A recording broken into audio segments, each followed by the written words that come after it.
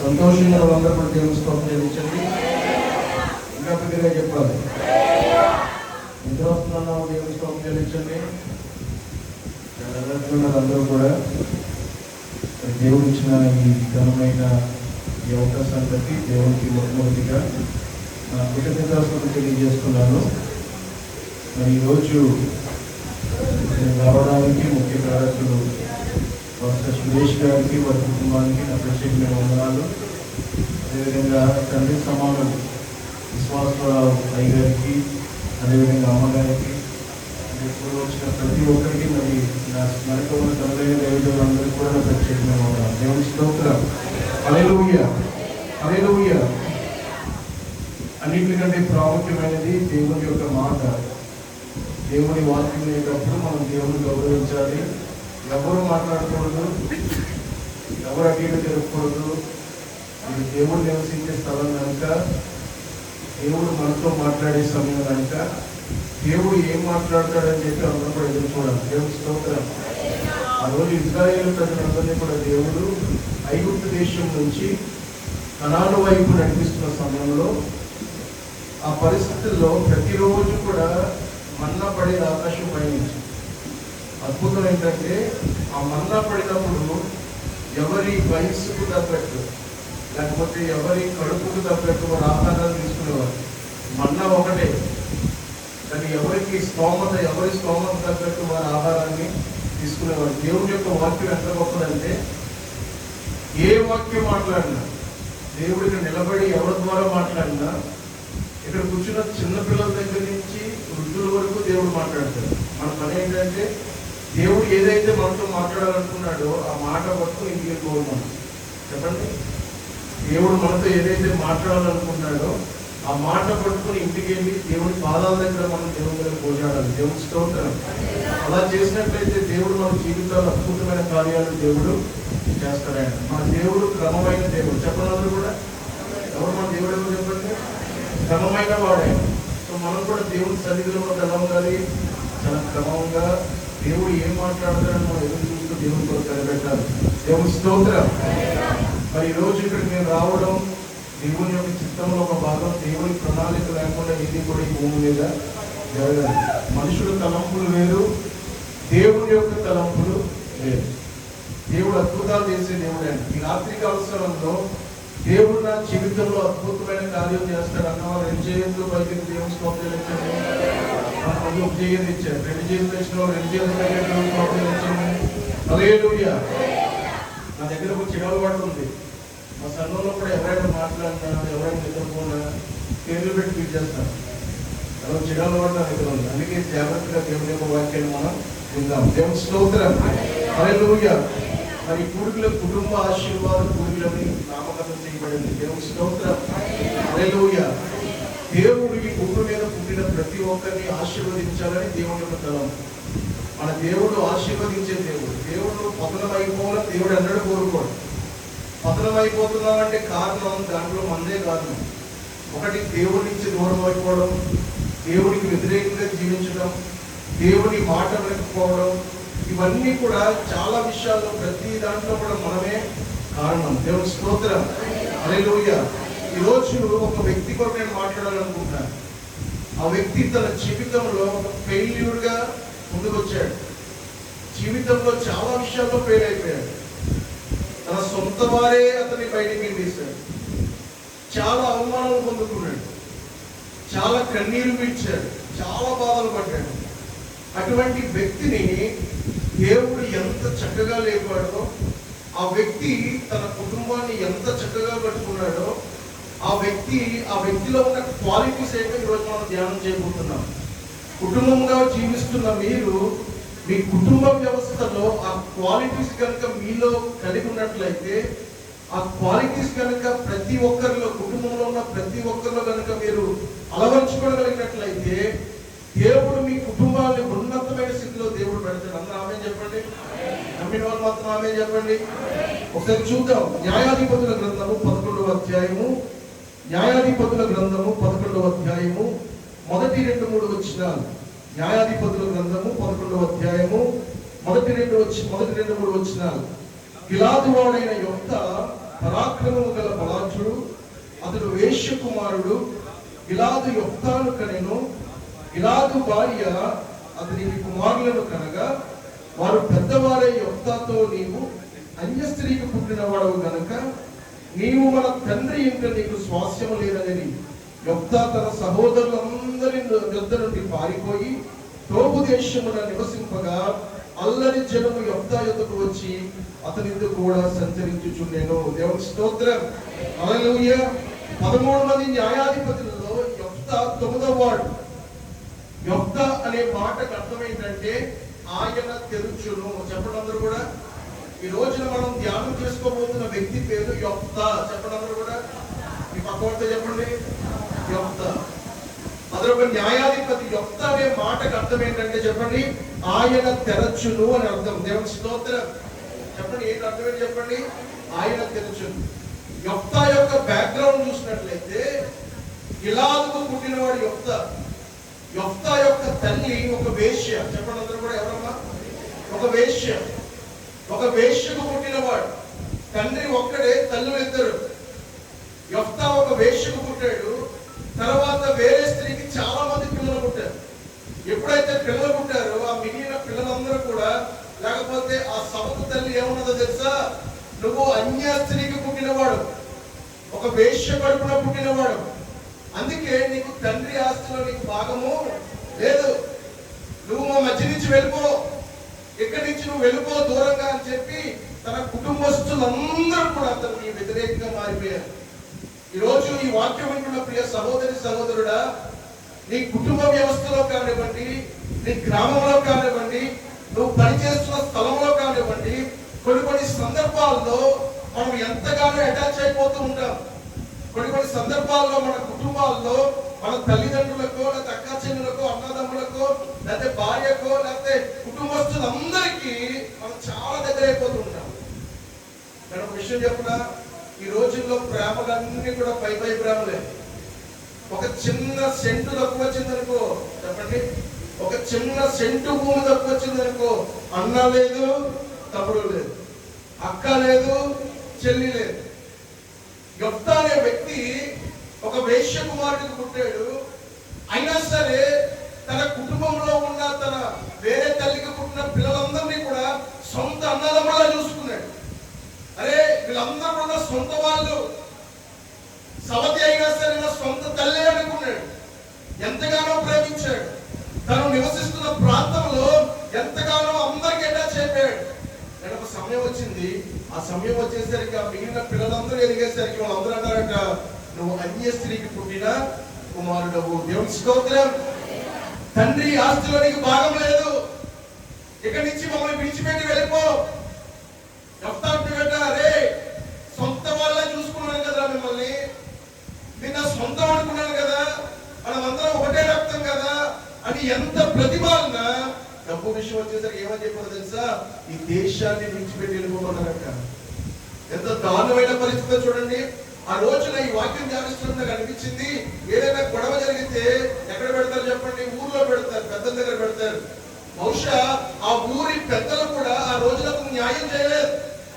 ఆ ఊరి పెద్దలు కూడా ఇతరులైపు మాట్లాడలేదు. గ్రామం వ్యతిరేకం అయిపోయింది, సొంత కుటుంబం వ్యతిరేకం అయిపోయింది, అందరూ వ్యతిరేకస్తులు అయిపోయారు. చివరికి అతనికి ఏ స్థితి వచ్చిందో తెలుసా, అతడు వేరే ప్రాంతానికి పారిపోయేటట్టు చేశారట. అంటే ఎంత మానసిక బాధ వ్యక్తిని పెట్టారో మనం ఆలోచించాలి. అరే నువ్వు వేశ్యకు పుట్టావు, అవమానంతో కూడిన పరిస్థితులు, ఎంతో అవమానపరిచారు, ఎంతో కృంగదీశారు. మొట్టమొదటిగా యొఫ్తా యొక్క జీవితంలో మనం చూసిన ఆ సంఘటన ఏంటంటే, యొఫ్తా తృణీకరించబడిన వ్యక్తి. అందరూ చెప్పండి ఒకసారి, ఎవరన్నా చెప్పండి, యొఫ్తా ఎవరు చెప్పండి? తృణీకరించబడిన వ్యక్తి. ప్రియ తమ్ముడు చెల్లి, అయ్యా ఈ రోజున ఈ మాటలు వింటున్న నీవు తృణీకరించబడిన స్థితిలో ఉన్నావేమో. నువ్వు ఎంతగానో ప్రేమించిన నీ తోబుట్టువులు, తల్లిదండ్రులు, లేకపోతే నీ కుమారులు కుమార్తెలు నిన్ను పక్కన పెట్టేశారేమో. ఈ రోజు నిన్ను ఎందుకు పనికిరాని వాడిగా ఈ లోకము నీ చుట్టూ ఉన్న ప్రజలు చూస్తున్నారేమో. అద్భుతం ఏంటో తెలుసా, దేవుడు చెప్తున్న మాట, ఈ రోజున నీ జీవితాన్ని నేను మార్చబోతున్నాను. దేవుని స్తోత్రం, హల్లెలూయా. అందుకే 1 కొరింథీయులకు రాస్తూ 1వ అధ్యాయము 29వ వచనంలో అద్భుతమైన మాట ఉంటుంది. 1 Corinthians chapter 1 verse 29, ఎన్నికైన వారిని వ్యర్థము చేయుటకు లోకములో నీచులైన వారిని, తృణీకరింపబడిన వారిని, ఎన్నిక లేని వారిని దేవుడు ఏర్పరచుకొని ఉన్నాడు. ఈ మాట అంతా నాతో చెప్పండి. ఎన్నికైన వారిని వ్యర్థము చేయుటకు లోకములో నీచులైన వారిని, తృణీకరింపబడిన వారిని, ఎన్నిక లేని వారిని ఎవరు ఏర్పరచుకున్నారు? మన తండ్రి అయిన దేవుడు ఏర్పరచుకున్నారు. గట్టిగా చెప్పకూడదు అందరం కూడా. హల్లెలూయా. ఈ రోజున ఎన్నిక లేని స్థితిలో ఉన్నామేమో, తృణీకరించబడిన స్థితిలో ఉన్నామేమో, నీచమైన స్థితిలో ఉన్నామేమో. ఈ రోజు దేవుడు నీతోనే మాట్లాడుతున్నాడు. లోకమంతా నిన్ను నీచముగా చూసిన, లోకమంతా నిన్ను తృణీకరించిన, నిన్ను నేను ఏర్పరచుకున్నాను. దేవుని స్తోత్రం. హల్లెలూయా, హల్లెలూయా. మొదటి సమూయేలు గ్రంథము 2వ అధ్యాయము 8వ వచనం. మొదటి సమూయేలు గ్రంథము 2వ అధ్యాయం 8వ వచనం. దరిద్రులను అధికారులతో కూర్చుండబెట్టుటకు, మహిమగల సింహాసనమును స్వతంత్రింపజేయుటకును వారిని మట్టిలో నుండి ఎత్తువాడు ఆయనే. లేమి గల వారిని పెద్ద కుప్ప మీద నుండి లేవనెత్తువాడు ఆయనే. భూమి యొక్క స్తంభము యెహోవా వశము, లోకమును వాటి మీద ఆయన నిలిపి ఉన్నాడు. దేవుని స్తోత్రం. హల్లెలూయా, హల్లెలూయా. దరిద్రులను అధికారులతో దేవుడు కూర్చోబెడతాడట. దేవుని స్తోత్రం. హల్లెలూయా. మహిమ గల సింహాసనాన్ని దేవునికి ఇస్తాడట. పెంట కుప్పలో వారిని ఉన్న వారిని లేవనెత్తువాడు ఆయనే. దేవుని స్తోత్రం. హల్లెలూయా, హల్లెలూయా. మొట్టమొదటి మాట, యెఫ్తా జీవితంలో అతను ఏమనిపించాడు చెప్పండి? తృణీకరించబడ్డాడు. ఏం చెప్పాడమ్మా? తృణీకరించబడ్డాడు. తృణీకరించబడిన నీకు దేవుడు ఏం చెప్తున్నాడో తెలుసా? ఇదిగో నేను తీసుకెళ్లి అధికారులతో కూర్చోబెడతాను. పెంట కుప్పల నుండి దీనులను పైకి లేవనెత్తువాడు ఆయన. ఒక మాట చెప్తున్నా, ఈ లోకంలో ఎవరిని నమ్మొద్దు, ఈ లోకంలో ఎవరి మీద నమ్మకం ఉంచుకోవద్దు. ఒక మాట చెప్పనా, నువ్వు నీ ఇంట్లో నీ బాత్రూమ్ బంగారంతో కట్టించిన చెప్పడమ్మా. తెలుసా? కొంతమంది బాత్రూమ్లు ఫారెన్ కంట్రీస్ లో ట్రంప్ ఉన్నాడా, ఆ ఇంట్లో ఉన్న బాత్రూమ్ బంగారంతో కట్టారట. చెప్పండి, నువ్వు నీ పిల్లలకి లేదా నీ కుటుంబానికి ఆ బాత్రూమ్ బంగారంతో కట్టించిన, నువ్వు ఇంకా అరగంటలో చచ్చిపోతావు అనేసరికి ఆ ఇంట్లో తీసుకెళ్ళి బయట చేస్తాను. నిజమా కాదా? నిజమా కాదా? ఇంట్లోంచి తీసుకెళ్ళి బయట పెట్టేస్తారు. అప్పటి వరకు సార్, అయ్యగారు, అప్పటి వరకు దొరగారు అనే ప్రజలు నువ్వు చచ్చిపోయిన తర్వాత కనీసం నీ పేరు పెట్టుకొని వింటారు. ఏమంటారో తెలుసా? శవాన్ని ఎప్పుడు ఇచ్చేస్తారు, శవాన్ని ఎప్పుడు తీసుకెళ్ళిపోతారు. ఒరే, నాతో పాటు తిన్నావు కదరా, నువ్వు బాగుపడ్డానికి నీకు అన్ని ఇచ్చాను కదరా, కొంచెంసేపు నాతో ఉండరా అంటే ఉంటాడాడు. ఏమంటాడు తెలుసా? నీ పేరు పెట్టి కూడా నేను పిలవడు. కానీ మనుషులు ఏంటో తెలుసా? మనుషులు ఎలాగ ఎటువంటి వాళ్ళు తెలుసా? ఆ జీవము కలిగిన దేవుని విడిచిపెట్టి ఈ లోక ప్రేమలో, ఈ లోక సంబంధమైన బాంధవ్యాలు, వీటి కోసమే కొట్టుకు తెచ్చిపోతుంటారు. కానీ నీ కొరకు ప్రాణం పెట్టి నీకు జీవాన్ని ఇచ్చి అనేక సార్లు చనిపోవలసిన నిన్ను బ్రతికించి ఆయన ఊపిరి నీలో పెట్టి నిన్ను ఆశీర్వదించి, నీ కుటుంబాన్ని ఆశీర్వదించి, నీ పిల్లలు ఆశీర్వదించి, అనేక సార్లు తృణీకరించబడిన నిన్ను, అందరూ విడిచిపెట్టేసిన నిన్ను ఆయన నీ పక్కకు వచ్చి ఆయన చెంత చేర్చుకున్న యేసయ్యను మాత్రం నమ్మవా? ఆయన దగ్గరికి మాత్రం వెళ్ళవా? మాస్టర్ గారు కనిపించారు, అమ్మ గుడికి రామ్మా, చర్చికి రా తల్లి, కనిపించట్లేదే, చర్చికి రామ్మా, దేవుని దగ్గర రామ్మా. దేవుని దగ్గర రావడానికి చావులు బతిమాలుకుంటారండి. ఇందాక దైవజనులు చెప్తున్నారు, ఆశీర్వాదం అంటే ఏంటి? కుటుంబం ఎలా ఆశీర్వదించబడుతుంది? నువ్వు దేవుని సన్నిధిలోకి రాకుండా, నువ్వు దేవుని పాదాల దగ్గర రాకుండా, నువ్వు దేవుని దగ్గర మొరపెట్టకుండా, నీ మొదటి ప్రాధాన్యత దేవునికి ఇవ్వకుండా నీ కుటుంబం ఎలా ఆశీర్వదించబడుతుంది? ఈ లోకపు ప్రేమలన్నీ కూడా వ్యర్థమే. దేవుని స్తోత్రం. మొట్టమొదటి మాట ఏంటి చెప్పండి? యెఫ్తా జీవితంలో యెఫ్తా తృణీకరించబడిన వాడు. దేవుని స్తోత్రం. హల్లెలూయా. రెండవ మాట చదువుదాం. అదే న్యాయాధిపతుల గ్రంథం 11వ అధ్యాయము 9-10 వచనాలు. న్యాయాధిపతుల గ్రంథము 11వ అధ్యాయము 9-10 వచనాలు. అందుకు యెఫ్తా, అమ్మోనీయులతో యుద్ధము చేయుటకు మీరు నన్ను గిలాదుకు తిరిగి తీసుకొని పోయిన మీదట యెహోవా వారిని నా చేతికి అప్పగించిన యెడల నేను మీకు ప్రధానవుదునా అని గిలాదు ప్రజలను అడుగుగా సరిపోతుంది. దేవుని స్తోత్రం. హల్లెలూయా. ఇప్పుడు చూడండి, ఊరోళ్ళు సొంత ప్రజలందరూ ఏం చేశారమ్మా చెప్పండి? యెఫ్తాను ఏం చేశారు చెప్పాలి? గెట్టేశారు, తృణీకరించేశారు, తరివేశారు. ఇప్పుడు చెప్తాను, క్రిస్టియన్లో చెప్పనా, మన దేవుడు నువ్వు ఎక్కడైతే పడిపోయావో చెప్పండి, అందరూ కూడా ఈ మాటలంతా చెప్పండి. నేను ఎక్కడైతే పడిపోయానో చెప్పండి, విశ్వాసంతో చెప్పాలి. విశ్వాసంతో చెప్తే నువ్వు ప్రకటిస్తే దేవుడు కార్యం చేస్తాడు. చెప్పండి ఈ మాట, నేను ఎక్కడైతే పడిపోయానో, నేను ఎక్కడైతే ధృవీకరించబడ్డానో, నేను ఎక్కడైతే అవమానం పొందానో అక్కడే నా దేవుడు నన్ను లేపుతాడని చెప్పి గట్టిగా చెప్పకూడదు. అందరం కూడా గట్టిగా చెప్పకూడదు.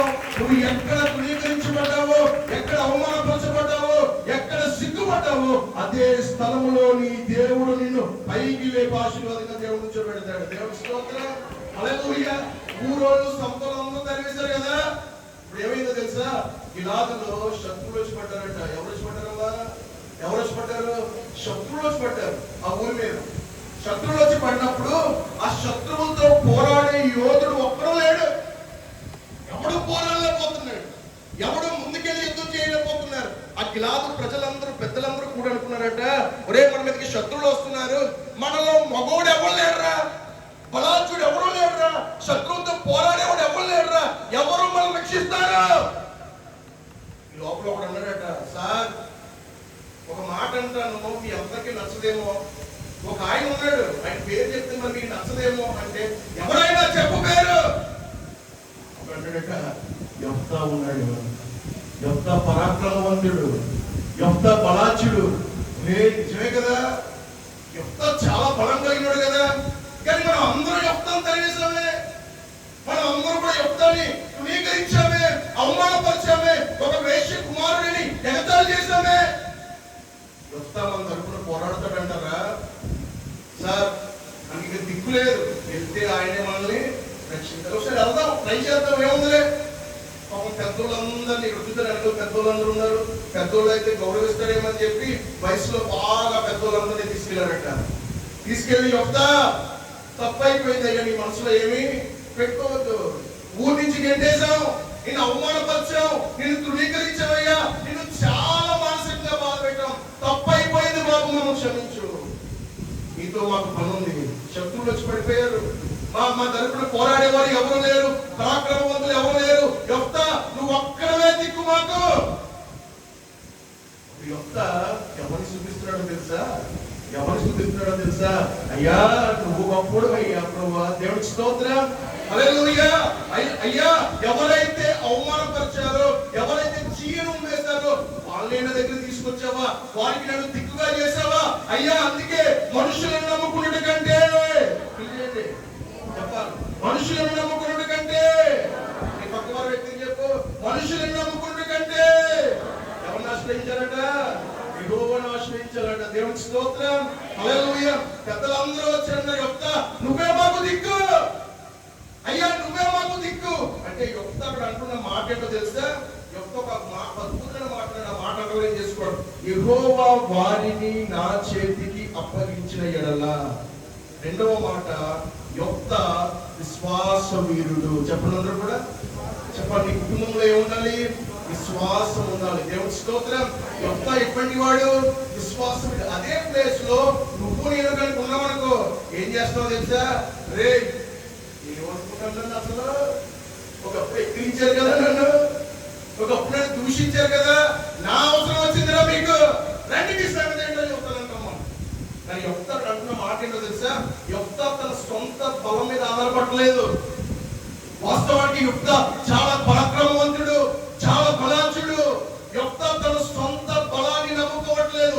ఈ రోజున ఇక్కడ కూర్చున్న అనేక మంది వారికి ఉన్న ఆస్తిపాస్తులను, వారికి ఉన్న బ్యాక్గ్రౌండ్ లో, లేకపోతే వారికి ఉన్న స్థితిగతులను, వారికి ఉన్న అమ్మచందులను, లేకపోతే వారికి ఉన్న చదువులు బట్టు, వారికి ఉన్న స్టేటస్ బట్టు, దాన్ని బట్టి గర్విస్తున్నారు. మనలో గర్వించదగినది ఏదైనా ఉంది అంటే ప్రతి క్రైస్తవులకు ప్రభు అయిన యేసుక్రీస్తు మాత్రమే. హల్లెలూయా. హల్లెలూయా. 10 ఎకరాలు కొన్నాడండి, 10 సార్లు చేస్తాడు. ఎవరికి అవసరం? 10 ఎకరాలు ఉంటే నీలో యేసున్నాడా? నీలో యేసుక్రీస్తున్నాడా? ఒక మాట చెప్తున్నాడమ్మా, నీకు సెంటు స్థలం లేకపోయినా బాధపడదు, యేసయ్య నీ జీవితంలో ఉన్నాడు. దేవుని స్తోత్రం. రేపు పొద్దున యేసయ్యతో తిరుగుతావు, నువ్వు బంగారు వీధుల్లో తిరుగుతావు, వజ్రాలతో పాటు ఉంటావు. నువ్వు ఆయన వైపు చూశానంటే అమ్మరా నా కుమార్తె రానా దగ్గరికి. హల్లెలూయా. హల్లెలూయా. ఎవరు చెప్పండి, బలాన్ని నమ్ముకోవట్లేదట. అతను అంటున్న మాట, యెహోవా వారిని నా చేతికి అప్పగించాడు. అంటే ఎవరి మీద ఆధారపడుతున్నాడు? విశ్వాసం ఎవరి మీద ఉంది? విశ్వాసం ఎవరి మీద ఉంది? తన సొంత బలం మీద, సిక్స్ ప్యాక్ మీద, కండల మీద లేదు, జ్ఞానం మీద లేదు. ప్రతి క్రైస్తవుడికి నేను చెప్తున్న మాట, ఈ రోజు దేవుడు చెప్తున్న మాట ఏంటో తెలుసా? నీ కుటుంబం ఆశీర్వదించబడాలంటే, నీ జీవితంలో ఎత్తెదగాలంటే విశ్వాసం మనుషుల మీద, నీ కూడా స్థితిగతుల మీద కాదు, నువ్వు విశ్వసించవలసింది ప్రభువైన యేసుక్రీస్తు మీద. దేవుని స్తోత్రం. హల్లెలూయా. ఎంత అద్భుతమైన మాట. యెహోవా వారిని నా చేతికి అప్పగించిన యెడల, దేవుని స్తోత్రం. హల్లెలూయా, హల్లెలూయా. ఎంత అద్భుతమైన మాట తెలుసా? అందుకే హెబ్రీ గ్రంథంలో 11వ అధ్యాయంలో విశ్వాస వీరుల జాబితా ఉంది. దాంట్లో యొఫ్తా పేరు చేర్చబడింది. చెప్పబడుతుంది సార్, చెప్పబడుతుంది. యొఫ్తా ఎవరు చెప్పిన బ్యాక్గ్రౌండ్ ఏంటో చెప్పిన? యొఫ్తా యొక్క బ్యాక్గ్రౌండ్ ఏంటో తెలుసా? ఒక వేశ్య కుమారుడు. చెప్పండి ఎవరమ్మా? అసలు సొసైటీలో ఒక స్టేటస్ గానీ, ఒక విలువ గానీ ఉంటుంది అటువంటి వ్యక్తికి? చెప్పండి, విలువ ఉండదు అసలు. కానీ విలువ లేని వ్యక్తిని దేవుడు తీసుకెళ్లి ఎక్కడ పెట్టాడో తెలుసా? విశ్వాస వీరుల జాబితాలో పెట్టేశాడు ఆయన. దేవుడి స్తోత్రం. హల్లెలూయా. చెప్పండి, యొఫ్తా యొక్క జీవితంలో రెండవ గుణం ఏంటి చెప్పండి? అతను ఏముంది చెప్పండి? విశ్వాస వీరుడు. దేవుడి స్తోత్రం. హల్లెలూయా. విశ్వాస వీరుడు. ప్రతి క్రైస్తవుడికి శోధనలు వస్తాయి, ప్రతి క్రైస్తవుడికి ఇబ్బందులు వస్తాయి. కొన్నిసార్లు నీకు తినడానికి కూడా తిండి ఉండదు, కొన్నిసార్లు బయట చెప్పుకుంటే అవమానం అనుకుంటావు, కొన్నిసార్లు నీ పిల్లల ఫీజులు కట్టడానికి కూడా చెప్పాలి, నీకు డబ్బులు ఉండవు.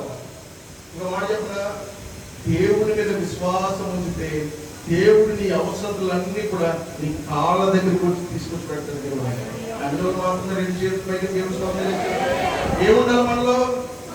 ఏముండాలి మనలో? మాకు మా చర్చ్ లో 40 days ఫాస్టింగ్ ప్రేయర్ జరుగుతుంది. అంటే అది ఒక ఆచారంగా కాదు, కానీ సంఘం బలపడడానికి మేము పెడుతూ ఉంటాం. ఒకసారి నాకు డబ్బులు 2 లక్షల రూపాయలు అవసరమై వచ్చింది. జరిగిన సంగతి చెప్తున్నాను. ఆ రోజున మొట్టమొదటి రోజు ప్రార్థనకి వెళ్ళిన ఉపవాస ప్రార్థన మా సంఘానికి వాక్యం చెప్పడానికి. వాక్యం చెప్పేసాను. నేను ఎవరిని అడగలేదు, 2 లక్షల రూపాయల కోసం ఇబ్బంది పడుతున్నా, ప్రార్థన చేస్తున్నాను. రాత్రి 9:30 అయ్యేసరికి ఇంకా పడుకుని పోయాను. పొద్దున్న వేసేసరికి నా ఫోన్ లో ఆ బ్యాంక్ మేనేజర్ 2 సార్లు ఫోన్ చేశాడు. ఫోన్ చేసేసరికి నాకు అర్థం కాలేదు, ఎప్పుడు ఫోన్ చేయడు, ఎందుకు ఫోన్ చేసేది? పొద్దున్నే లేచి ఎత్తాను, ఫోన్ ఎత్తాను. ఎత్తిన నేను అన్నాడు, సార్ 2 లక్షలు వస్తాయి, మీకు కావాలా మీ అకౌంట్లో అన్నాడు. నేను అన్నాను, బాబు నాకు చాలా వస్తుంది సార్, ఆ డబ్బులు పెట్టారండి, ఫస్ట్ మీ పేరు నాకు గుర్తొచ్చింది, ఆ యొక్క యాక్సెస్ మీ ఎప్పటికి ఇస్తానండి, మీరు ఏం అవసరం లేదు సార్, ఏం డాక్యుమెంట్ వద్దండి, మీ ఫోన్ ఒకటే పెట్టండి సార్ అన్నాడు. ఫోన్ పట్టి మీ నంబరు 10 నిమిషాలు 2 లక్షలు అకౌంట్లోకి ఎత్తించాడు. గట్టిగా మన దేవుడు విడిచిపెట్టే దేవుడు కాదు, మన దేవుడు వదిలిపెట్టేసే దేవుడు కాదు. ఒకసారి భక్త సింగ్ గారు అని ఒక అద్భుతమైన సేవకుడు, ఆయన లండన్ లో చదువుకుని ఆయన సర్టిఫికెట్స్ కూడా చంపేశాడు. చాలా వ్యతిరేకత కుటుంబం నుంచి వచ్చింది. ఒక సింగ్ కుటుంబంలో పుట్టినాడు. అయితే ఆయన ఎంత విశ్వాస వీరుడు తెలుసా? ఒకసారి ఆయన దగ్గర డబ్బులు సరిగ్గా ఉండేవి కాదు, చాలా దేశాల దగ్గర గొప్ప సువార్త ప్రకటించేవాడు. ఒక రోజున ఆయన విపరీతమైన ఆకలేస్తుంది. మధ్యాహ్న కాలంలో జాగ్రత్తగా దేవుడు ఎంత గొప్పడో చెప్తున్నా. విపరీతమైన ఆకలేస్తుంటే ఆ మెయిన్ రోడ్ లో ఒక రోడ్డు మీద నుంచున్న సమయంలో ఆ ఎదురుకుండా పెద్ద రెస్టారెంట్ కనిపించింది. దాంట్లోకి వెళ్ళాలంటే కనీసం 4-5 వేలు ఉండాలి. ఆ బైక్ నుంచి ప్రార్థన చేస్తున్నాడంట, ప్రభు ఆకలేస్తుంది, ఏం చేయమంటావు అంటే ప్రతి క్రైస్తవం నేర్చుకోలేదు. నీకు ఇబ్బంది వచ్చినప్పుడు ఏమైపోతుందో, బాబు నిద్ర లేదు, బీపీ వచ్చేస్తుంది, షుగర్ వచ్చేస్తుంది, అది కాదు. ఆ ఏడుపు మానేసి ఎవరి పాదాల దగ్గర పడాలి మనం? ఎవరి పాదాల దగ్గర పడాలి మనం? దేవుని పాదాల దగ్గర పడితే దేవుడు నీ జీవితంలో ఘనతిస్తా, నేను సిగ్గుపరిచే దేవుడు మాత్రం కాదైనా. హల్లెలూయా. మనుషులు మాటించి తప్పుతారు, కానీ దేవుడు మాటించి నెరవేర్చే దేవుడు ఆయన. దేవుడి స్తోత్రం. ఆ రోజున భక్త సింగ్ గారు రెస్టారెంట్ బయట నుంచుని ఆయన ప్రార్థన చేస్తున్నాడట. దేవుడు అన్నాడట, భక్త సింగ్ నువ్వు లోపలికి వెళ్ళి భోజనం చేయడట. ఈ దగ్గర చూస్తే పావలా కూడా లేదు. ఈ లోపలికి వెళ్ళిపోయాడు, చక్కగా స్కూల్ వేసుకుని మంచి బాగుండేవాడు మనిషి. ఆ లోపలికి వెళ్ళి ఆ వెయిటర్లు అందరూ వచ్చి సార్ రండి సార్ అంటారు. వెళ్ళి కూర్చోబెట్టారు. దేవుడు అంటాడు, నీకు ఏం కావాలో ఆర్డర్ చేసుకుని తిప్పడంటే దేవుడు. ఆయన ఇష్టమైన అన్ని చూసుకున్నాడు, తిన్నాడు, చక్కగా ఫోన్ చేశాడు. ఫోన్ చేసిన తర్వాత ఇప్పుడు ఏం కట్టాలి? ఇక విషయం తెలుసా? ఆ వెయిటర్ 4-5 టేబుల్ దగ్గర సర్వ్ చేస్తాడు, కానీ ప్రతి టేబుల్ మీద కన్నేసి ఉంటుందండి. అవును లేదా? భోజనం ఎక్కువ ఎక్కడికి వెళ్తున్నాడు, చేయకూడదు పట్టుకు వెళ్ళాడా, ఎక్కడికి వెళ్తున్నాడు, డబ్బులు కడతారా లేదా అన్ని చూస్తాడు మేడం.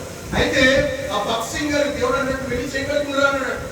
చీకట్టుకుని వచ్చాడు, బిల్లు పట్టుకొచ్చాడు, చాలా డబ్బు అయింది, 3,000 పైన అయింది. ఇప్పుడు దేవుడు అన్నాడు, నువ్వు లేచి ఆ బిల్ కౌంటర్ దగ్గరికి వెళ్ళమన్నాడు.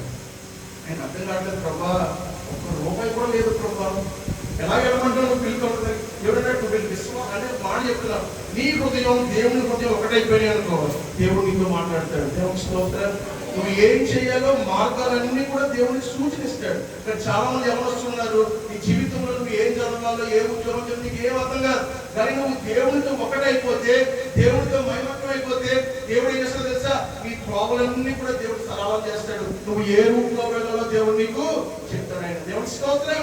హల్లెలూయా, హల్లెలూయా. నువ్వు వెళ్ళు బిల్ కౌంటర్ దగ్గర, దేవుడు వెళ్ళాడు. ఆయన కరెక్ట్ గా వెళ్ళి బిల్ కౌంటర్ దగ్గర కూర్చున్నాడు. ఈ లోపల ఎదురు నుంచి ఒక గేట్ ఓపెన్ అయిందట, అతను చూశారట. ఈయన భక్త్ సింగ్ గారికి ఎప్పటి నుంచో తెలిసిన ఒక పెద్ద ఆయన, ఒక బిజినెస్ మ్యాన్ వచ్చి, హాయ్ మిస్టర్ భక్త్ సింగ్ అన్నాడట. ఈయన చూసి ప్రైజ్ ది లార్డ్ అన్నాడట. ఆయన వచ్చాడట, రా భోజనం చేద్దాం అన్నాడట.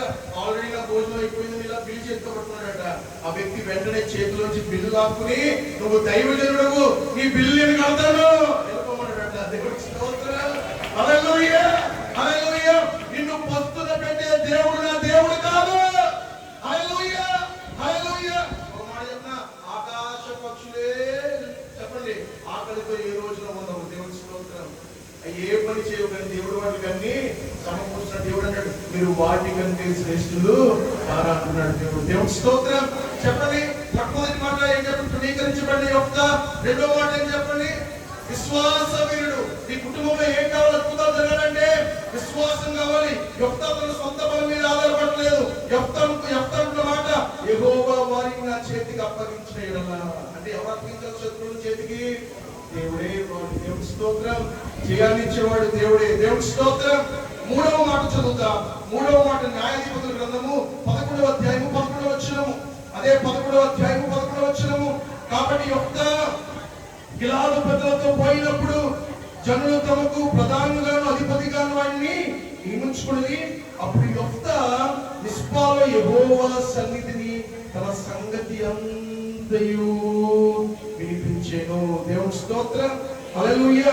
ఒక మాట చెప్పనా, ప్రార్థనకు మించింది ఏదైనా ఉందమ్మా? చెప్పాలి, ప్రార్థన మించి ఏదైనా ఉందా?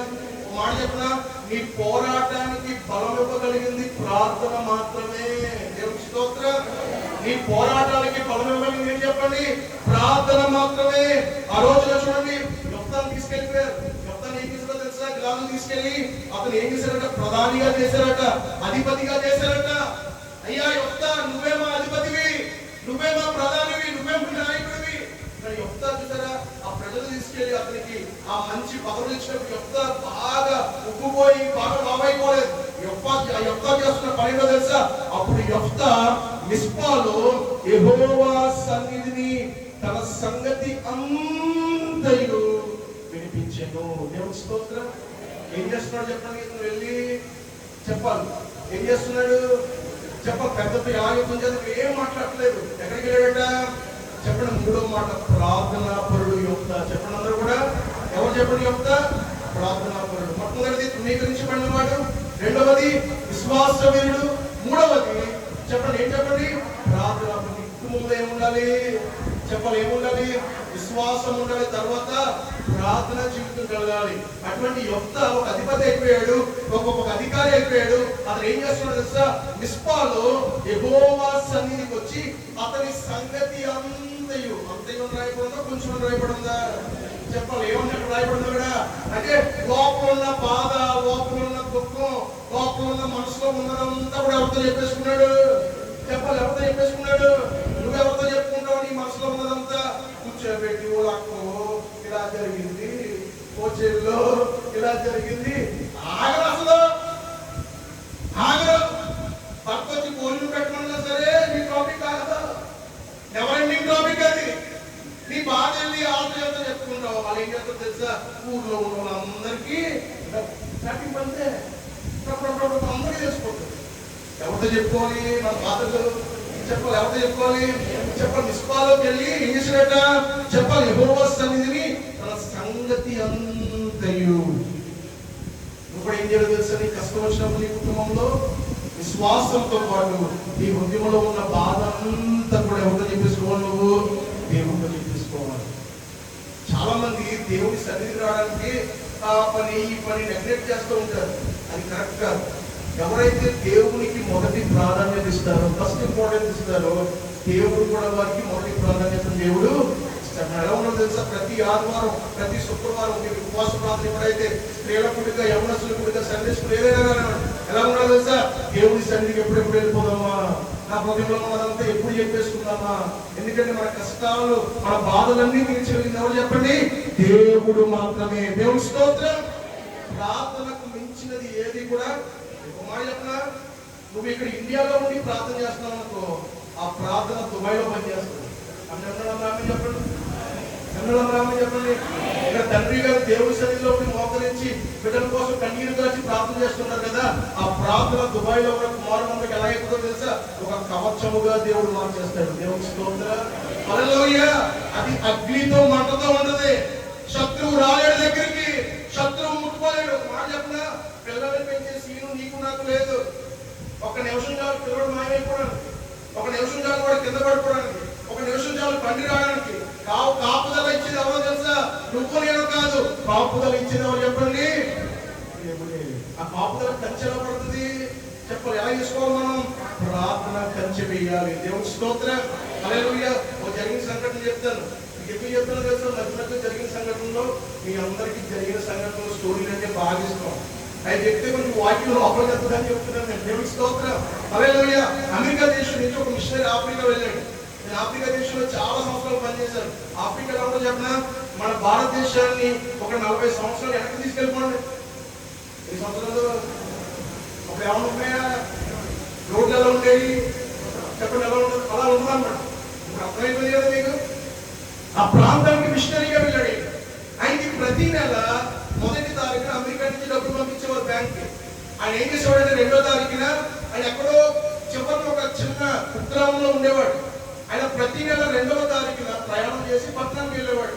ఎందుకు వెళ్ళేవాడు? డబ్బులు తీసుకుని ఆ యొక్క విలేజ్ లో కావాల్సిన మందులు, వారికి కావాల్సిన సరుకులు ఇవన్నీ కొనుక్కుని 2 రోజులు ప్రయాణం అనమాట. అవి సైకిల్ కట్టుకుని అవన్నీ కూడా మధ్యలో ఒక చిన్న గుడిసెలో ఉండేది. దాంట్లో పడుకుని నెక్స్ట్ రోజు వెళ్ళేవాడు. కొన్ని డబ్బులు కూడా చేతిలో పట్టుకెళ్ళేవాడు. ఇదంతా కూడా ఒక 5 దొంగలు చూశారు. ఎంతమంది? 5. జాగ్రత్త. ఆఫ్రికాలో దొంగలు మామూలు ఉన్నారండి. చాలా దారుణం అనమాట. చంపేస్తాను నేను.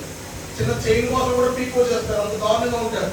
అటువంటి పరిస్థితుల్లో ఈ 5 దొంగలు కూడా ఈ వెంటనేటప్పుడు ఎలాగైనా సరే డబ్బంతా లాక్కోవాలి, చంపాలని. ఆయన రాత్రికాల సమయంలో సామాన్లన్నీ తెచ్చుకున్నాడు. కొంచెం డబ్బు ఉంది, ఈ సరుకులన్నీ తెచ్చుకుని ఆ చిన్న గుడిసెలో పడుకున్నాడు.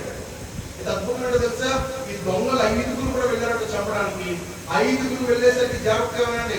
5 వెళ్ళేసరికి ఆ గుడిసె చుట్టూరు 23 మంది కత్తులు పట్టుకుని నిలబడ్డారట. ఏం పట్టుకుని నిలబడ్డారు? చెప్పండి. కత్తులు పట్టుకుని నిలబడ్డారు. ఏ దొంగలు ఎంతమంది ఉన్నారు? ఈ 5లో ఈ 23 మందిని ఎప్పుడు చూడలేదు. వీళ్ళకి పొరపాడైపోయింది. ఈ త్వరగారికి ఏంటో ఎంత సెక్యూరిటీ, వీళ్ళు ఎక్కడో ఉన్నారా, చాలా ఎక్కువ ఉన్నారు, వీళ్ళు మనలో మాత్రం కాదని అనుకున్నారు. భయపడి 5 పారిపోయారు. ఆ 5 దొంగల్లో ఒకరికి మలేరియా వచ్చింది. టచ్ పరిస్థితికి వెళ్ళిపోయాడు. అని మళ్ళీ ఎక్కడ తీసుకెళ్ళాలి? త్వరగా దగ్గరే తీసుకెళ్ళాలి. త్వరగా ట్రీట్మెంట్ చేసి బ్రతికించారట. బ్రతికించిన వెంటనే 2 చేతులు పట్టేసుకుని, అయ్యా త్వరగారు నువ్వు అప్పుడు మనం చంపాలనుకున్నామండి, పోయి నెలలో నన్ను చంపాలనుకున్నారు. అవునయ్య గారు, మీ చుట్టూరు 23 మంది కత్తులు పట్టుకున్నారండి. నా చుట్టూరు కత్తులు పట్టుకున్నాడు అంటే అనండి. నిజమయ్యారు. మీరు ఒక్కడే కాదు, ఇదిగో నా పక్కన ఉన్నాడు, నా పక్కన అలాగండి. అందరూ నిజమయ్య గారు లెక్క పెట్టామండి, ఎంతమంది ఉన్నారో కొట్టడానికి వీలు అవుతాయి, లెక్క పెడితే 23 ఉన్నారండి అన్నారట. ఆయన మర్చిపోయాడు. ఇంక అయిపోయింది. వాళ్ళు బాప్టిజం పొందేసారు, అంతా అయిపోయింది. ఆయన మరో సంవత్సరం అమెరికా దేశం వెళ్ళాడు. ఆ చర్చిలో సాక్షి చెప్తున్నాడు. ఇలాగ 5 దొంగలు మార్చబడ్డారు. ఆ రోజున 23 మంది నా చుట్టూరు కాపులు ఉన్నారంటే ఆ పాస్టర్ ముందు అది ఏ నెల అని అడిగారట. ఫలానా మే నెల అయ్యారు. ఆ మే నెలలో జరిగిన సంఘటన అంటే అప్పట్లో ఫోన్లు గిన్నెలు ఏమి లేవు. అప్పుడు అన్నాడట ఆ పాస్టర్, అయ్యా ఆ మే నెలలో నా హృదయంలో దేవుడు ప్రేరేపించేటో తెలుసా? నువ్వు అపాయంలో ఉన్నావు, నీ కొరకు భారం కలిగి ప్రార్థన చేయమని దేవుడు నా హృదయంలో ప్రేరేపించాడు. నేను సంఘంలో అనౌన్స్మెంట్ చేశాను. ఆ రోజున కొంతమంది ప్రజలు వచ్చారు, మేము అందరం కూడా నీ కొరకు ప్రార్థన చేసామయ్యా. లేకంటే ఎంతమంది వచ్చారు అన్నట. ఎంతమంది లేచారో తెలుసా? 23 మంది లేచారట. పడమంటే చెప్పట్లేదు. దేవుని స్తోత్రం. ప్రార్థనలో అంత శక్తి ఉంది. హల్లెలూయా. నీ కుటుంబంలో ఏం కావాలో తెలుసా? నువ్వు లోపల నుండి ప్రార్థన చేస్తుంటే దేవుడు అగ్ని వంటి కంచెను నీ చుట్టూరు దేవుడు వేస్తాడు. విషశత్రువులు కానివ్వండి, శత్రువులు కానివ్వండి, ఏమి కూడా నీ గుమ్మము దాటి లోపలికి దేవుడు రానివ్వడు. దేవుని స్తోత్రం. యెఫ్తా జీవితంలో మూడోది ఏం చెప్పండి? యెఫ్తా ఏం చేస్తున్నాడట? మిస్పాలోకి వెళ్ళి ఏం చేస్తున్నాడో చెప్పండి? మిస్పాలోకి వెళ్ళి యెహోవా సన్నిధిని తన సంగతి అంతయు కూడా వినిపించేస్తున్నాడు. దేవుని స్తోత్రం. హల్లెలూయా. నాలుగవ మాట, న్యాయాధిపతుల గ్రంథము 11వ అధ్యాయము 27వ వచనము. న్యాయాధిపతుల గ్రంథం 11వ అధ్యాయం 27వ వచనము. ఇట్లుండగా నేను నీ ఎడల తప్పు చేయలేదు కానీ నీవు నా మీదకి యుద్ధం వచ్చినకు వలన నా ఎడల దోషము చేయుచున్నావు. న్యాయాధిపతి అయిన యెహోవా నేను ఇశ్రాయేలులకును అమోనీయులకును న్యాయము తీర్చునుగాక. దేవుని స్తోత్రం. ఈ నాలుగో మాట, యెఫ్తా దేవుడు న్యాయము తీర్చువాడని నమ్ముతున్నాడట. న్యాయం తీర్చేవాడు ఎవరు చెప్పండి? చెప్పాలి. ఎవరు తీర్చాలి న్యాయం? ఈ సంఘటన చెప్తున్నాను. యెఫ్తా ఏం చేశాడంటే, మొట్టమొదటి యుద్ధం ఎందుకు? యుద్ధం అయితే అందరూ చచ్చిపోతారు కదా, యుద్ధం ఎందుకు? ఆ అమోనీయుల రాజు దగ్గర కౌరు పంపిద్దాం. అయ్యా ఎందుకయ్యా యుద్ధం? కలిసిపోదాం, మనస్పోతలొద్దు, గొడవ ఉంటే ఏంటి చెప్పు, నీ ప్రాబ్లం ఏంటి చెప్పు, కలిసిపోదాం, మనం అందరూ కూడా ఒకటైపోదాం, యుద్ధాలు వద్దు, యుద్ధాలు జరిగితే ప్రజలు చచ్చిపోతారు, వద్దయ్యా అంటే అని అన్నాడట. నాకు యుద్ధమే కావాలన్నాడు. ఎవరాడు చెప్పండి? ఎవరు చెప్పండి? నేను యుద్ధమే చేస్తానన్నాడు. అప్పుడు యెఫ్తా అంటున్న మాట ఏంటో తెలుసా? కాబట్టి యెఫ్తా చెప్పండి సరే, అప్పుడు ఏమన్నాడు? ఇట్లుండగా నేను నీ ఎడల తప్పు చేయలేదు కానీ నీవు నా మీదకి యుద్ధములకు వచ్చుట వలన నా ఎడల దోషము చేయుచున్నావు అని. తర్వాత మాట, న్యాయాధిపతి అయిన యెహోవా నేను ఇశ్రాయేలులకును అమోనీయులకును న్యాయము తీర్చునుగాక. దేవుని స్తోత్రం. హల్లెలూయా. హల్లెలూయా. యెఫ్తా ఏమనుకుంటున్నాడు? నాలుగోదిగా న్యాయము తీర్చేవాడు. చెప్పండి, న్యాయము తీర్చేవాడు. దేవుడే న్యాయం తీర్చాలి. ఒక మాట చెప్తాను, జాగ్రత్త. కుటుంబం కనుక చెప్తున్నా, ప్రతి కుటుంబంలో, ప్రతి ఆర్గ్యుమెంట్ లో, ప్రతి చిన్న చిన్న గొడవల్లో ఇంకా నువ్వే నెగ్గవలసిన పని లేదు. కొన్నిసార్లు తగ్గాలి మనం. కొంతమంది ఎవరితో చెప్తున్నా, నా మాటే చెప్పాలమ్మా. ఈ మీటింగ్ తీసుకున్నారు ఇక్కడ అమ్మవాళ్ళు అమ్మనాలు మీ అందరూ చెప్పండి. ఏమంటారు చెప్పండి? ఏమంటారు చెప్పండి? నా మాటే, నా మాట ఎందుకండి అసలు? పురుషులైతే ఏమంటారు? నా మాట ఎందుకు వెళ్తున్నా భార్య? గొడవ జరిగినప్పుడు నా మాట నెక్కాలి, నేనైపోయి ఉండాలి, నేనైపోయి ఉండాలి, నేనైపోయి ఉండాలి, నేనైపోయి ఉండాలి. అలా ఉంటే కుటుంబాలు ఈ రోజున కుటుంబాల్లో విడాకుల్లో చాలా ఏంటో తెలుసా? చిన్న చిన్న గొడవలు, వెరీ మైన్యూట్, చాలా చిన్న చిన్నవి. ఏముండదు దాంట్లో, ఏముండదు. ఇగో నా మాట నెక్కాలి, నేనే న్యాయం, నేను చెప్పిందే కరెక్ట్. అంతమంది ఉంటారు. ఎప్పుడు చెప్పినా సరే అక్కడ నువ్వేం చేస్తావు? నువ్వు చెప్పిందే కరెక్ట్ రావు అంటే న్యాయం ఎవరు తీర్చాలి? చెప్పండి. చెప్పండి, న్యాయం ఎవరు తీర్చాలి? యెఫ్తా ఏమంటున్నాడు శత్రువుతో? బాబు, ఇశ్రాయేలులకు అమోనీయులకు ఎవరు తీర్చాలి న్యాయము? దేవుడే న్యాయము తీర్చునుగాక. మన దేవుడు న్యాయకర్త అయి ఉన్నాడు. ఆయన మన దేవుడు అన్యాయస్తుడు కాదు, అన్యాయంగా తీర్పు తీర్చేవాడు కాదు. ఆయన దేవుడి స్తోత్రం. హల్లెలూయా. ఆయన ఎంత గొప్పడో తెలుసా? ఆయనను దూషించారు, ఆయనను కొట్టారు, ఆయన ముఖం మీద ఉమ్ము వేశారు. ఎవరి ముఖం మీద? ఎవరి ముఖం మీద? చెప్పండి. ప్రభు అయిన యేసు క్రీస్తు ముఖం మీద ఏం వేశారమ్మా? ఉమ్ము వేశారు, బట్టలు చింపారు, చేతు నీళ్ళు తాగించారు. యూదుల రాజువా విడిపించుకోబోయడానికి దమ్ముంటే అన్నారు. ఆ మాటలు, ఈ మాటలు, చాలా మాటలు కఠినంగా మాట్లాడారు. కానీ ఒక మాట అయినా ఆయన బదులు, ఒక మాట అయినా బదులు ఏమి లేదు. ఖర్చులో చిన్న చేయి తగిలిందనుకో, చెప్పండి, 3 మధ్యలో దూరం చేస్తున్న తర్వాత చిన్న చేయి తగిలింది, చిన్న చెయ్య. ఒక మాట చెప్తున్నాను, దేవుడే న్యాయం తీర్చేవాడు. క్షమించే గుణం ప్రతి ఒక్కరిలో ఉండాలి. మా కుటుంబం ఆశీర్వదించుకోవాలంటే చెప్పాలి ఏముండదు? చెప్పండి, చెప్పాలి ఏముండాలి? చిన్న సంఘటన. మా సంఘంలో ఆవిడ ఉంది. ఆవిడ చాలా మంచి, ఆవిడ చాలా మంచిది. కానీ ఆవిడ ఎప్పటి నుంచో ఒక చిన్న వేదనకరమైన విషయం ఏంటో తెలుసా? వాళ్ళ తమ్ముడికి ఆవిడకి ఒక చిన్న గొడవ అయిందట. 17 సంవత్సరాలు అయిందట. ఎన్ని సంవత్సరాలు అయింది? 15 సంవత్సరాలు. 17 సంవత్సరాల నుంచి తమ్ముడు అప్పుడప్పుడు ఫోన్ చేస్తున్నాడు. ఇప్పుడు అనుకుంది, చిచ్చి నా తమ్ముడు మొక్కలు ఇంకా నా జీవితంలో ఎప్పుడు కూడా నేను చూడలో మాట్లాడుతున్నాను. అప్పుడు తమ్ముడు ఫోన్ చేసేవాడు, ఎప్పుడో పండగతో సంక్రాంతిలో ఎప్పుడో ఫోన్ చేస్తే ఫోన్ కూడా లిఫ్ట్ చేసేది కదంట. వాస్తవంగా చాలా మంచివాడు, చాలా మంచివాడు. మరి ఏమైనా కానీ ఒకరిలో గాయం ఏంటో మనకు తెలియదు, ఆ పరిస్థితులు ఏంటో మనకు తెలియదు. కానీ ఆ వ్యాధ లోపల ఉండిపోయింది, ఆ బాధ లోపల మనుషులు ఏంటో చెప్పిన ఒకనొక పరిస్థితుల్లో ఏదైనా చెడు జరిగితే ఇక మనుషులు ఒకరిలో పెట్టేసుకుంటూ తీసి ఆ మొక్కం ఎప్పుడు కూడా నేను చూడకూడదు, చచ్చేవాడు కూడా నేను చూడకూడదు. ఈ మంచిది కాదు క్రైస్తవంలో. ఒక రోజు నేను వాక్యం మాట్లాడుతున్నప్పుడు క్షమాపణ గురించి చెప్పాను. దేని గురించి చెప్పాను? నేను క్షమాపణ గురించి చెప్పాను. అన్నాను, నీకే దమ్ము ధైర్యం ఉంటే ఏం చెప్పండి, చెప్పాలి ఏముంటే, దమ్ము ధైర్యం ఉంటే తప్పు నీదైనా వాళ్ళదైనా, చెప్పండి తప్పు నీదైనా వాళ్ళదైనా ఇంటికి వెళ్ళి సారీ చెప్పుకో. ఒక ఫోన్ కాల్ చేసి, లేకపోతే ఎవరైనా సరే నీకు ఎవరితో గొడవ ఉన్నా సరే, ఆ రోజు వాక్యంలో దేవుడు మాట్లాడాడు, మీ కుటుంబంలో ఎవరున్నా సరే మీరు ఇంటికి వెళ్ళి వారికి క్షమాపణ చెప్పండి. దేవుడు ఆశీర్వదించే ఆ పరిస్థితులే మారిపోతాయి అని చెప్పి. అందులో తెలుసా, ఆ సంఘంలో చాలా మంది ఇంటికి వెళ్ళి వాళ్ళతో ఎవరికైతే శత్రుత్వం ఉందో వాళ్ళందరికీ క్షమాపణ చెప్పారంట. అందులో ఈవిడ కూడా ఉందంట. ఆవిడ నెక్స్ట్ రోజుకి సాక్ష్యం చెప్తుంది, నెక్స్ట్ ఆడవాళ్ళు సాక్ష్యం చెప్తుంది ఏడుస్తూ, 17 సంవత్సరాలు నా తమ్ముడితో నేను మాట్లాడలేదు. ఆ రోజున దేవుడు నాకు మాట చెప్పిన, ఇక్కడ మాట్లాడేది సేవకులు కాదు, సేవకులు కాదు, ఈ మాటలు చెప్పేది నేను కాదు. ఎవరు మాట్లాడుతున్నారు? ఎవరు మాట్లాడుతున్నారు చెప్పండి? దేవుని బలిపీఠం మీద ఎవరు ఉంటారో తెలుసా? దేవుడు ఉంటాడు. ఆయన దేవుడి స్తోత్రం. ఆయన వెనకాల దేవదూతలు ఉంటాయి. ఇక్కడ ఏం ఉంటుందో తెలుసా? బలిపీఠం ఉంటది. బలిపీఠం మీద మంట మండుతూ ఉంటది. మాట్లాడేది మనుషులు కాదు. ఆయన యొక్క అంగి, ఆయన యొక్క వస్త్రము మందిరం అంతా కప్పబడి ఉంటది. దేవుడి స్తోత్రం. ఆయన మందిరం అంతా మహిమతో నింపబడి ఉంటది. దేవుడి స్తోత్రం.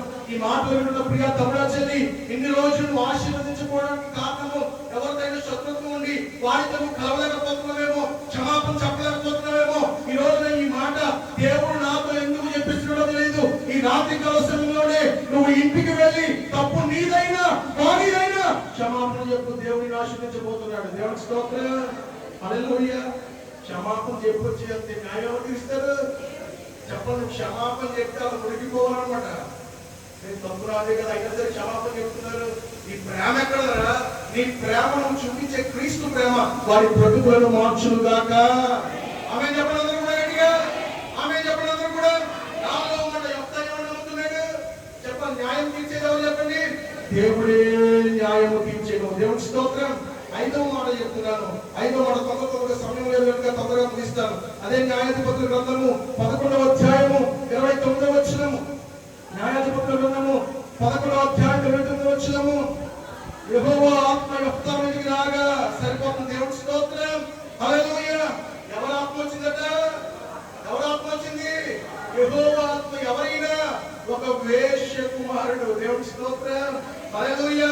ఒక వేశ్య కుమారుడి మీదకి ఎవరి ఆత్మ వచ్చింది చెప్పండి? దేవుడి ఆత్మ వచ్చిందట. 5వ మాట అభిషేకం కలిగిన వాడి యొక్క. దేవుడి స్తోత్రం. ఎవరు చెప్పండి? యొక్క అభిషేకం కలిగిన వాడు. మాట చెప్పిన నీ అభిషేకమే నేను నిలబెడుతుంది. అభిషేకం లేనివాడు అనాథ. చెప్పండి కూడా. అభిషేకం లేనివాడు ఎవరు చెప్పండి? ప్రతి క్రైస్తవుడు ఏం క్యారీ చేయాలో తెలుసా? ఏం క్యారీ చేయాలి? అభిషేకం ఉండాలి మన మీద. చర్చిలోకి వచ్చిన ఆ గంట సేపు వాక్యం వేసినంటే చప్పలు కొట్టేసి ఏసయ్య ఏసయ్య అభిషేకం నింపే ప్రభావ బయటికి వెళ్ళి కూతురు మొదలెడతాం. బయటికి వెళ్ళి మొదలెడతాం. పూర్వం చర్చ ఉండదు. బైబిల్ తీసి ఎక్కడ పెడతారో ఆదివారం ఒక పక్కన పాటలు వినిపించేస్తే ఒక పక్కనేమో చెప్పండి కీర్తన చేస్తూ ఉంటారు. బైబిల్ అయితే బైబిల్ అయితే ఎక్కడ ఎక్కించండి. చీపురుకైనా స్థలం ఉంటుంది రోజు. చెప్పండి బైబిల్కి ఎక్కడ పెడతారు? కొంతమంది తీసుకుని బీరువాలో పెడతారు. అమ్మల ద్వారా ఏం కలిగినాడంట? యొక్క అభిషేకం కలిగినాడు. ప్రతి క్రైస్తవుడు ఏం క్యారీ చేయాలో తెలుసా? దేవుని యొక్క అభిషేకాన్ని క్యారీ చేయాలి మన మీద. ఏమన్నా చెప్పండి మన మీద. చెప్పండి మన మీద ఏమన్నా చెప్పండి. దేవుని అభిషేకం అందరూ చేతిలో పెట్టుకోండి. యేసయ్యా నీ అభిషేకులను దయచేయడం అడగండి. దేవుడు అందరూ కూడా అయ్యా నీ అభిషేకంతో నీకు ప్రభావం అడగండి. చెప్పండి అందరూ కూడా. ఎప్పుడైతే నీ మీద అభిషేకం వస్తుందో దేవుడు నీ ద్వారా అద్భుతమైన కార్యాలు దేవుడు జరిగిస్తాడు. ఆయన హల్లెలూయా. యవనస్తులారా, యవనస్తులంటే దేవుడికి చాలా ఇష్టం. యవనస్తులు ఏవైనా చేయగలరు. ఆ శక్తి వారిలో ఉంది. దేవుడు కోరుకునేది తెలుసా? నీ యవన వయసులో నీ బ్రతుకును దేవునికి ఇవ్వాలి. అభిషేకం నీ మీదకి రావాలి. దేవుని అభిషేకం ఎప్పుడైతే నీ మీదకి వస్తుందో చెప్పండి దేవుడు నీ ద్వారా అద్భుతమైన కార్యాలు దేవుడు జరిపిస్తాడు. దేవుడి స్తోత్రం. మాట చెప్పిన నాకు సేవ అంటే అసలు ఇష్టం ఉండదు. మా నాన్నగారు పడిన కష్టాలన్నీ నాకు తెలుసు. మా నాన్నగారు మా ఊళ్ళో పడిన నిందలన్నీ నాకు తెలుసు. వారు ఏడ్చిన రాత్రులు ఏంటో నాకు తెలుసు.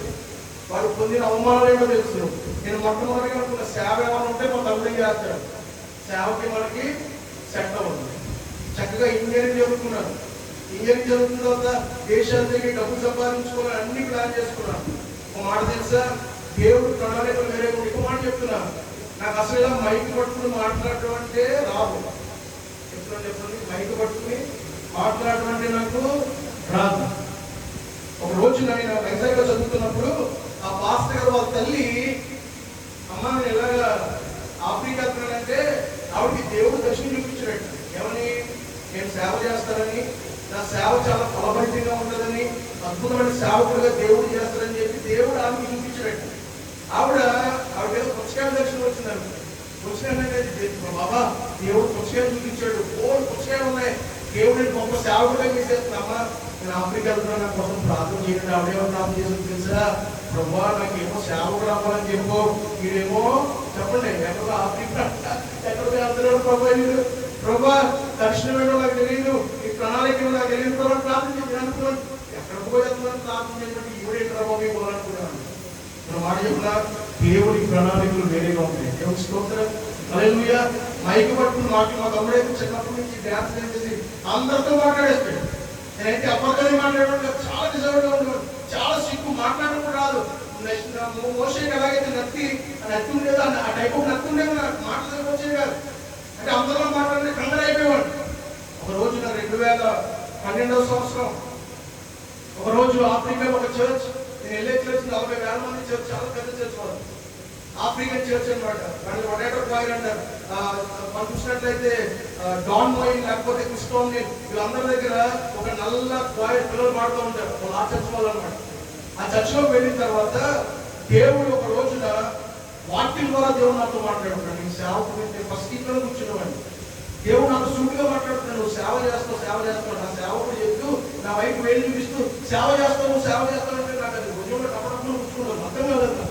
ఆ రోజు రాత్రి కాల్సిన ఇంటికి వెళ్ళి పడుకున్న తర్వాత దేవుడు దర్శనం చూపిస్తున్నాడు. ఏంటో తెలుసా, ప్రపంచం అంతా కూలిపోతుంది, పెద్ద పెద్ద బిల్డింగ్స్ అన్ని పడిపోతున్నాయి, రకరకాల వింత జంతువులన్నీ భూమి మీదకి వచ్చాయి.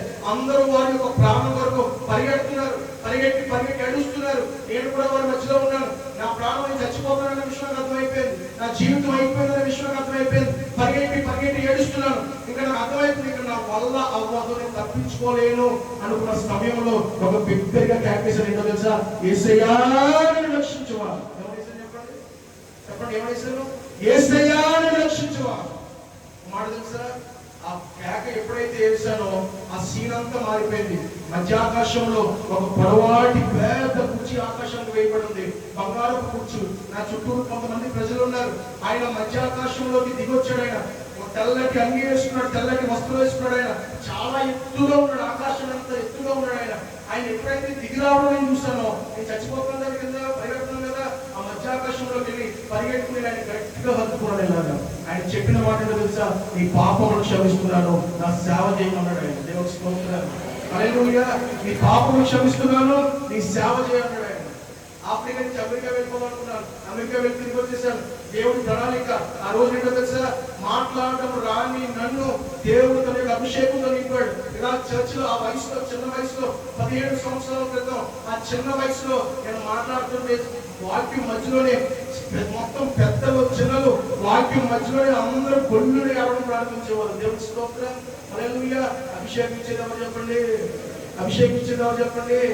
దేవుడి అభిషేకం దేవుడు ఇస్తాడు. అభిషేకం మనం చివరి వరకు నిలుపుకోగలగాలి. ఎవరు చెప్పండి, దేవుడు ఇస్తాడు. కొంతమంది ఏం చేస్తారు, మధ్యలో కొంచెం ఏం చేశాడు, అయిపోయింది, మధ్యలో చేస్తాడు. దేవుడిచ్చే అభిషేకం చివరి శ్వాస అభిషేకాన్ని కాపాడడం కోసం నువ్వు ప్రతిరోజు దేవుడు కావాలంటున్నావు. ప్రభా నీ అభిషేకం అనేది తీసివేయదు ప్రభా, అయ్యా నీ అభిషేకం కావాలి ప్రభా. నువ్వు అడిగినట్లయితే నీ కుటుంబాన్ని ఆయన తన దైగల మహిమతో దేవుడు నింపుతాడైనా. దేవుడి స్తోత్రం.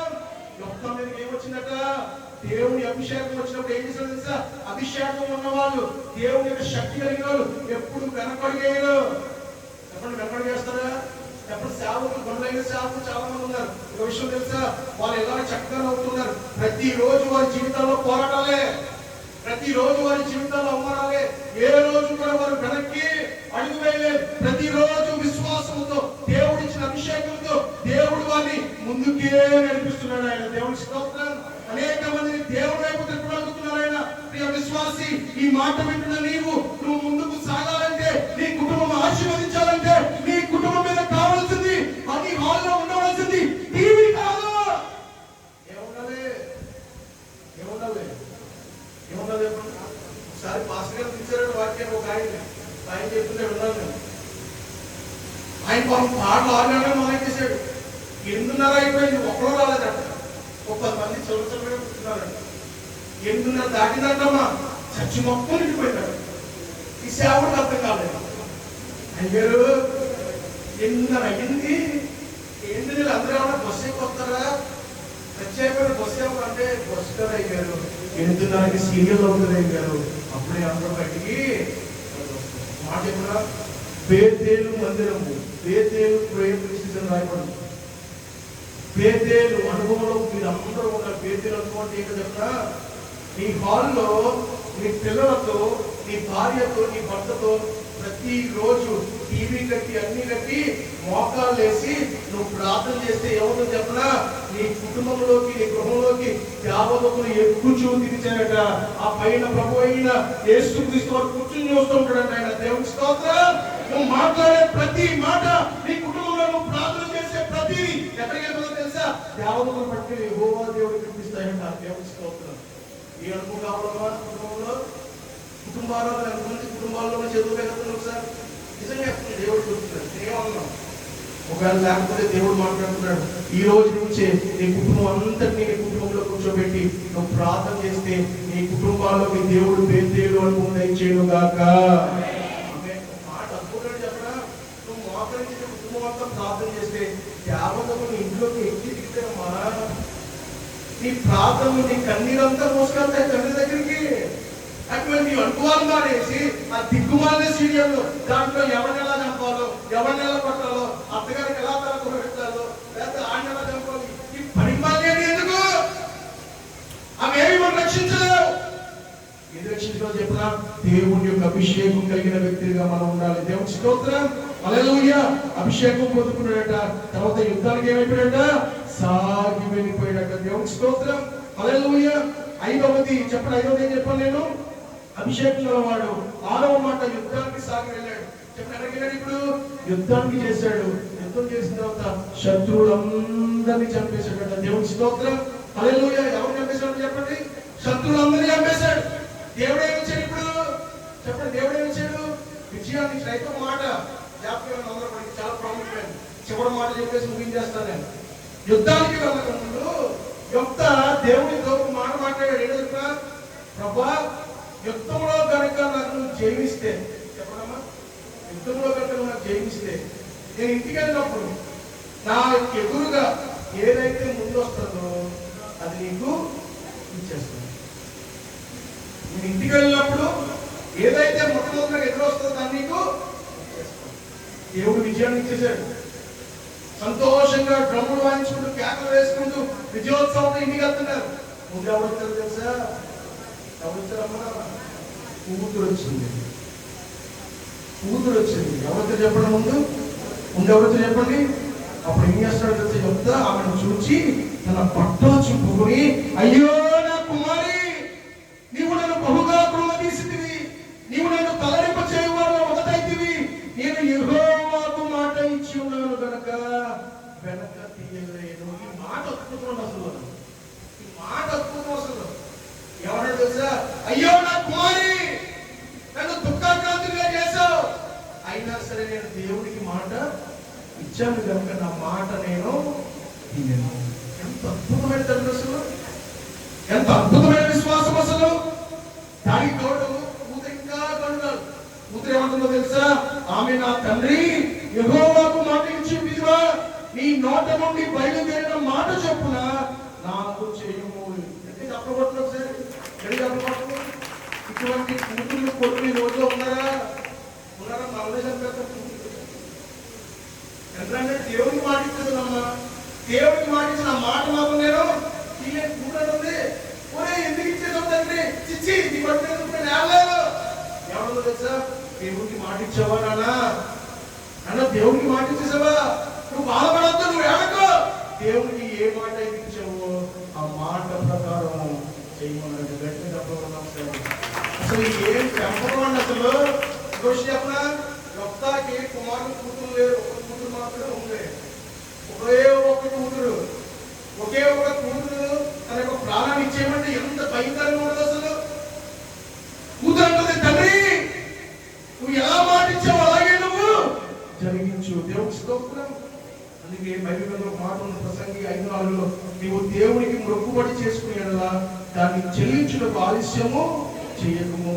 కీర్తనలు 15:4 ఉన్నది, అతని దృష్టికి నీచుడు అసహ్యుడు, అతడు యెహోవా యందు భయభక్తులు గలవారిని సన్మానించును, అతడు ప్రమాణము చేయగా నష్టము కలిగిన మాట. నిరంతరం మనం దేవుడికి మాటిస్తే మాట తప్పని వారిగా మనం ఉండాలి. దేవుడి స్తోత్రం. ఈ రోజు ఈ మాట్లాడుతున్న సహోదరి సహోదరులారా, యొప్తా తన జీవితంలో ఎంత అద్భుతమైన విషయం మొట్టమొదటి ఏం చెప్పాను నేను? ధృవీకరించబడిన వాడు యొప్తా. రెండో మాట విశ్వాసవీరుడు. మూడవది చెప్పండి ప్రార్థనాపరుడు. నాలుగవది దేవుడు న్యాయము తీర్చువాడని నమ్మినవాడు. ఐదవ మాట అభిషేకము కలిగిన వాడు. ఆరో మాట యుద్ధమునకు ముందుకు కొనసాగిన వ్యక్తి. ఏడవ మాట చెప్పండి మాట ఇచ్చి తప్పని వాడు. దేవుడి స్తోత్రం. ఈ రోజున నీ జీవితంలో కూడా అవమానం ధృవీకరణ ఉందేమో.